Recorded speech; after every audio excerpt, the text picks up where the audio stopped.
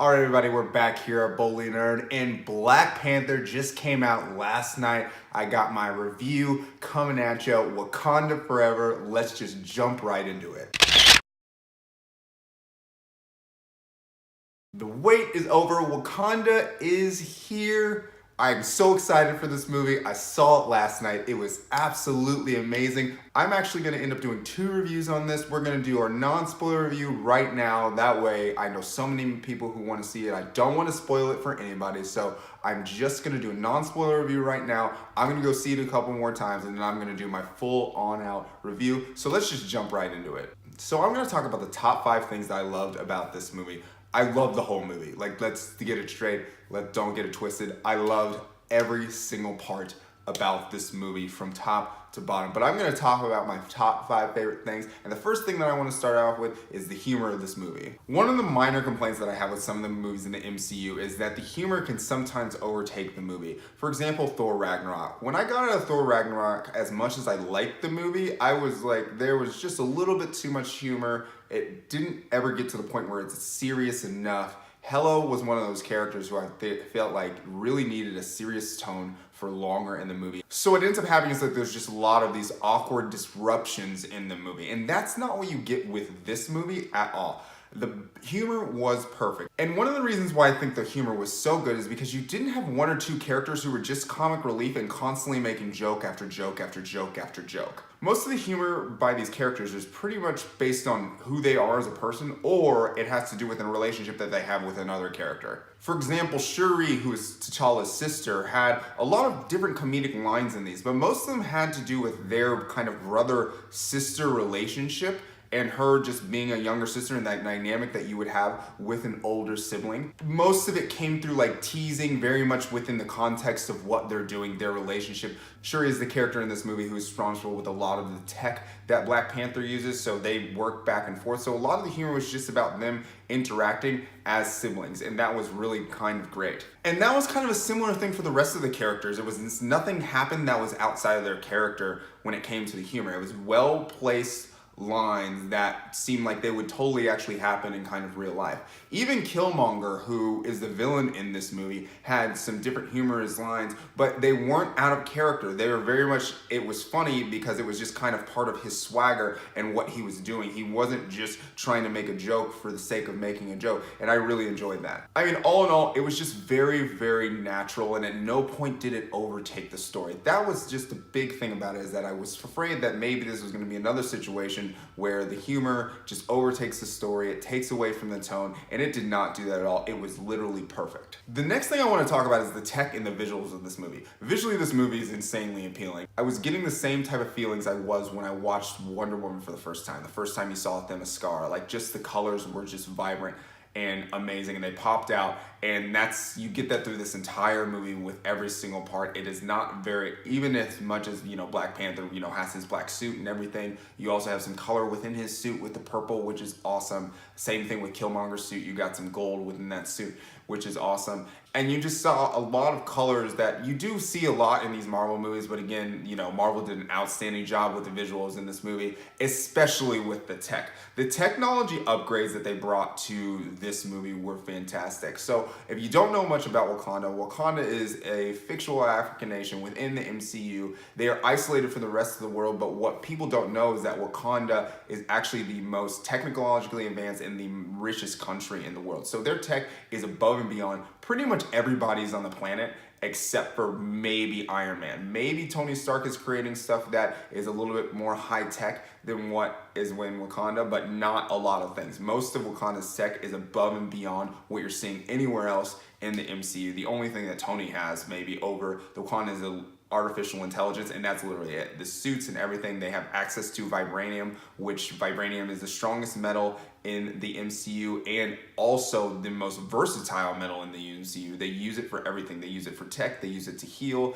they use it to protect themselves, they use it for machines. It's just literally used for everything. And the visuals you get with some of this tech are ridiculous.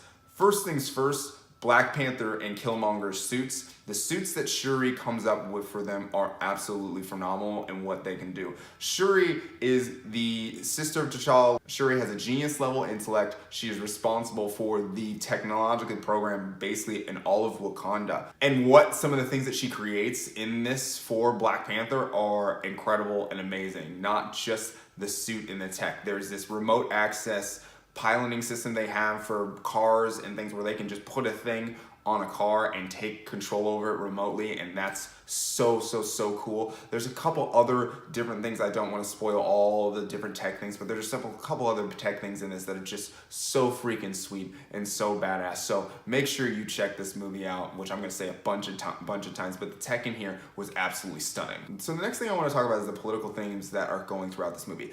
I don't want to talk about it too much. I'm going to talk about it a little bit. It was one of my favorite parts of the movie, but honestly, I need to go back and watch this movie a couple more times so I can fully develop what I think about everything that's happening, everything that's being said, because there was a lot that happened in this movie, a lot of different political ideas that were being thrown out there, but not in an overwhelming way. This isn't your typical MCU Disney movie. It's not at all. This is very much kind of the similar tone that Black Panther in his vacuum brought to Civil War. That is that in an entire movie. Okay, so that tone and that energy and that seriousness is what we are getting in this movie. And there are a couple different things that I just want to talk about real quick. First of all, this movie is black this movie is black times, I don't know, it's the black level is over 9,000. It is crazy black. And in a way that you don't get to see a lot in mainstream media on the big screen, I mean, ever. Like right now, we're in this kind of period where, you know, you might hear this term called black excellence being thrown around. And this movie is black excellence at it just is. This movie is black excellence. I loved it. The other different ideas this movie addresses are colonialism, ancestry, tradition, foreign policy when it comes to how she helped people when they are in need. I mean, there's so much to digest here. And like I said, I'm gonna have to go back and watch a couple times just so I can get a feel of what's going on. There were so many different lines that I was like, man, that's really a good point and can relate to something that's happening like right now in daily life, or the things that have happened over the history of the world. So I was really enjoying how they sprinkled those in. I would say they did a little bit more than sprinkled them in, but it wasn't at any point overwhelming. I'm a person who couldn't digest it immediately, all of it. Absolutely, but not in a bad way. In a way, it was like, I want to go back and watch so I can make sure I get all of the points, because they made a lot of good points about a lot of specific issues, and I really enjoyed that. So the next thing I want to talk about is T'Challa and Killmonger. So this is number 2 on the list. I'm going in order. Okay, so this is number 2 if you haven't been keeping up with the list. T'Challa and Killmonger in this movie, I think, was kind of a really good contrast between hero and villain. Because in this movie, you have a king who is struggling with trying to figure out what's right, okay?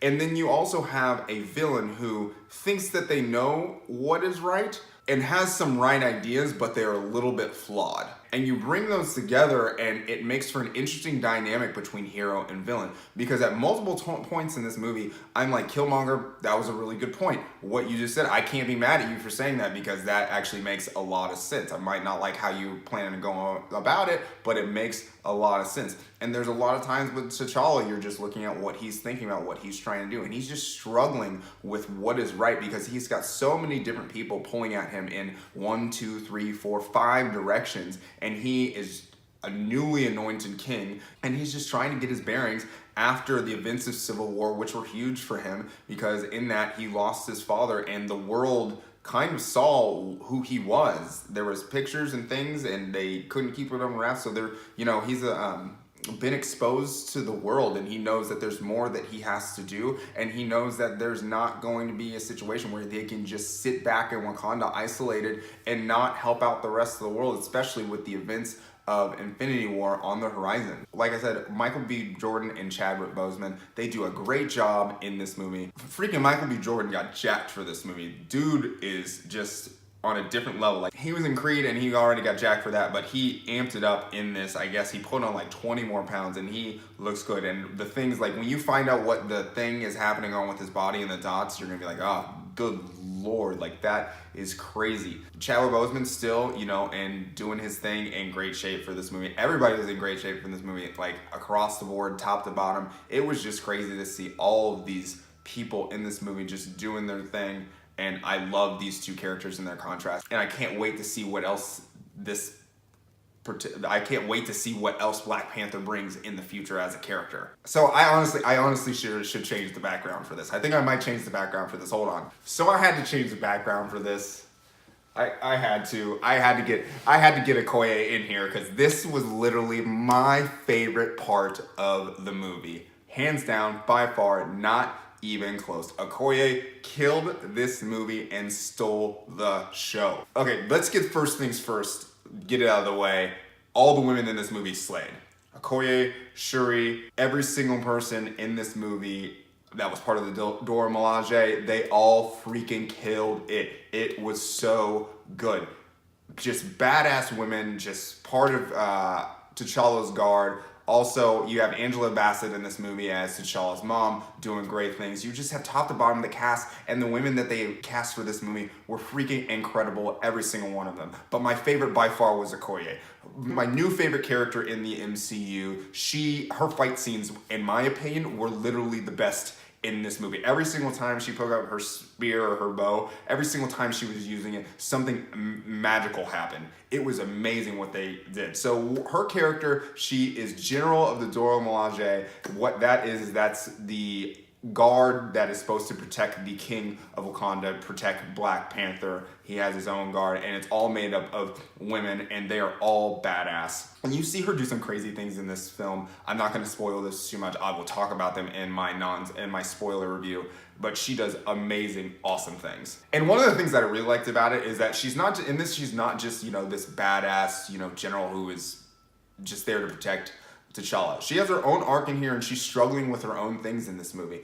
And it is really interesting to watch as that develops over the whole movie and what ends up happening. And just the way this character actually goes from this strong, badass woman to very soft in certain situations. And it's just so cool to see. I loved it. I am going to hopefully at some point do some cosplay doing this role, reverse gender style. So I'm really excited about that because she really brought some energy to the MCU that we haven't really seen yet. And I really loved how that was developed. I loved it, and oh my gosh, I can't even talk about enough about it. So every single time she came on the screen, and I was like, oh my gosh, I hope she's about to take somebody down. I loved it. It was absolutely amazing. So those are my top 5 things. I'm not changing it back. No, it's staying. I'm not changing the picture back. So those are my top 5 things from this movie that I'm going to talk about without any spoilers. So let me know what you guys think down in the comment. What I want to know is, out of all the characters, it was more of an ensemble movie more than just the Black Panther movie. So who were your favorite people that they introduced in this? Who were your favorite characters? Let me know down in the comments. That's the question of the day. I want to know what you think. Just like all the time, we're back. Okay, I'm going to be getting real back into making some videos. I've been waiting on this to come out to get back into making some videos. So make sure, like and subscribe at the bottom. You got any ideas, anything you want me to talk about? There's going to be a lot of talk happening about this, a little bit more. And then obviously we're moving into Marvel. Avengers Infinity War coming out in May. So I'll be talking about that a lot in the next coming weeks. And so just what else do you want to talk about? I'd love to hear from you. Make sure like and subscribe, like I said. And my name is Oscar Hampton. This is Boldly Nerd. Later days.